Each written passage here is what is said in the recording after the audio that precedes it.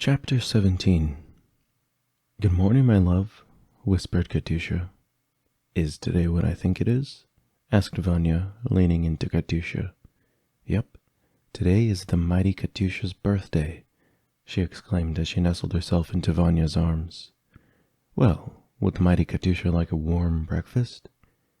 "Maybe, but first I want more time in bed with you," she replied. The two lay together for most of the morning. It was warm in the bed and cold outside. The snow drifted about, blanketing the world in its white darkness. Vanya placed his hand on her belly and rubbed it. "Are you excited as I am?" asked Katyusha. "Perhaps even more so," replied Vanya. "Not so.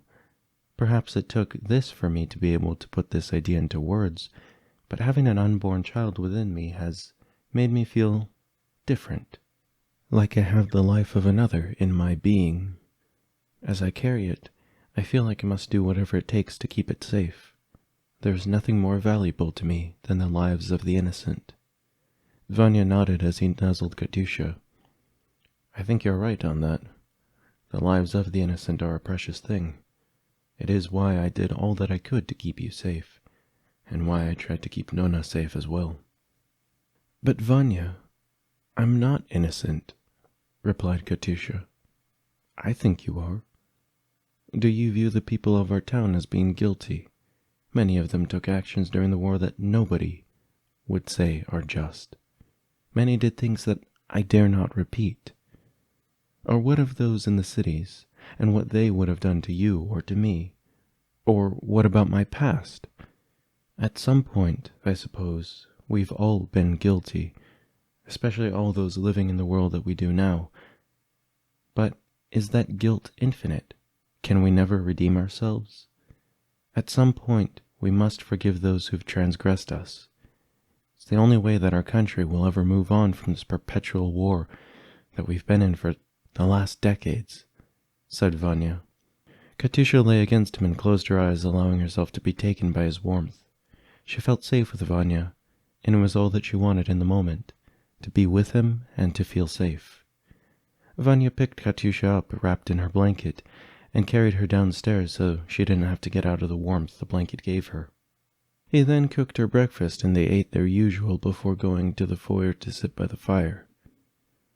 "Vanya, I've been thinking.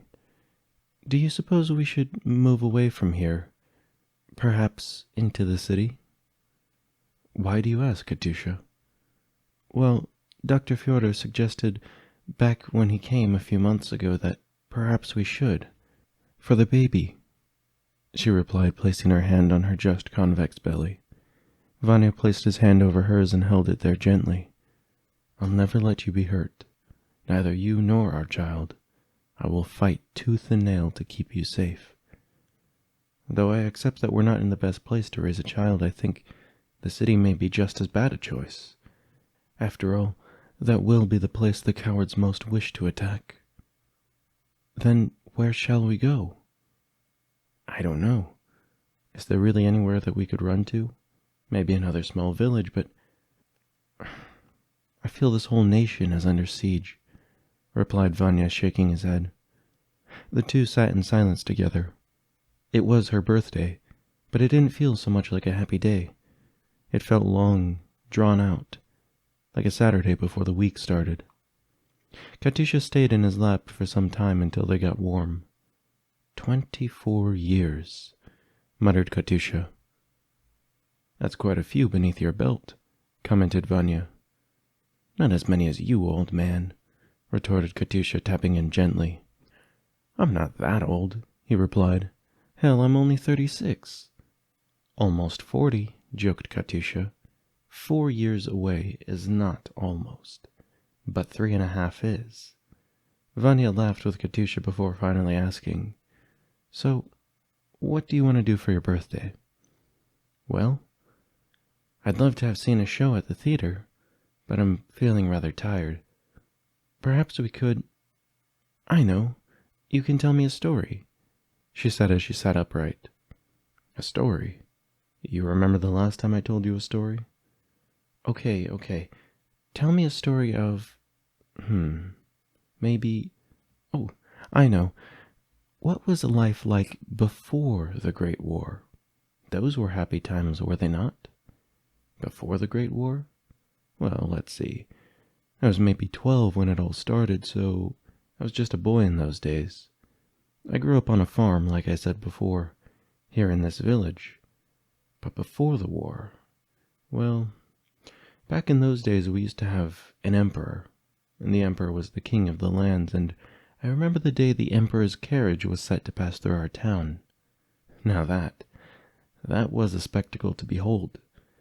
I tell you, there were horses dressed in gilt armor, carriages adorned with fine gold leaf, and there was velvet on the inside, mounted soldiers wearing fine uniforms of red and blue. In those days, decorum was a huge part of warfare and of the state. Every soldier dressed to impress. I remember begging my mother to go and see the emperor's parade, and she finally relented and allowed us to go and see it. It was incredible. You guys had an emperor? Asked Katyusha. Well, sure. Back in those days it wasn't all too uncommon. I mean, many nations did. I can't imagine that. I mean, how did that work? Did people just accept the emperor's rule? I mean, I understand that I was a bit like a queen, but to become premier, I at least had to be voted in. The emperors that I heard of in stories were never voted in. They were just born into positions or rose by military force. This wasn't taught to you in school? Asked Vanya. I mean, the way in which you rose to power was not too different to when warring parties of the past fought for control. When your forces rolled out to capture every state individually, and then the elections came, for you, I mean, there wasn't really any choice. Who else other than the woman who was the head of uniting the country should be the leader? I guess when you put it like that, maybe it was kind of the same. But I don't really remember learning much of politics of the land before our time, other than the fact that they were bad. At least, for the class that I was graduating in. Sure, we had some semblance of national history, but it was mostly about the state we were in, living at the time, about the divisions caused by the Great War, and the ineptitude of the leaders of all our states being the reason for our fall. I remember hearing about the emperor, but I didn't realize he was a king over the land. I thought he was more like some sort of premier. How did he fall out of power if he was the king? I guess our generation failed yours. I mean, how much of what's going on could have been stopped if only people knew their history? What do you mean? The Great War was caused by many things in our nation and resulted in our division, one of which was the idea that those at the top knew better than the rest of us. When our nation entered the Great War, many were upset to see it. The failure of our troops in their intervention resulted in many at home wishing to see a reformation, and so the old party was destroyed, the leaders and the generals were executed, and many sought to fill the power vacuum. Every state elected his or her own leaders for the first time, but by rule of mob. A people who never knew freedom and only knew rule by force tried immediately to become the wielders of that force, and when those men were elected, they believed that their way of running the country was best, which drove states apart, as some could not let others be ruled as the people wanted to be ruled, and others just wanted independence. There were other states too that had ties to outside nations. At first, the central government's remnants tried to reunite the states, which backfired and their state was destroyed.